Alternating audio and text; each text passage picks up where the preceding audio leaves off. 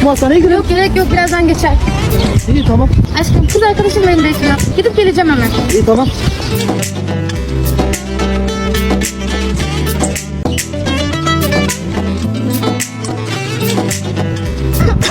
Sıla Hanım, Evet buyurun. tahlilleriniz çıktı. Böbrek yetmezliğiniz varmış. Acilen ameliyat olmanız lazım. Yarına kadar böbrek bulmamız lazım Sıla Hanım.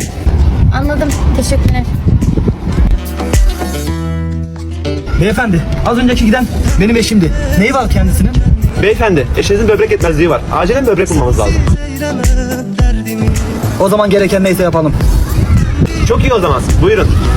Elif Hanım, bakar mısınız? Bakar mısınız? Buyurun Sıla Hanım. Ya doktor bey, çok merak ediyorum. Bana böbreğini veren kimdi acaba? Sıla Hanım şaka mı yapıyorsunuz? Eşiniz verdi. Haberiniz yok muydu? Ama nasıl olabilir doktor bey? Onun tek bir böbreği vardı.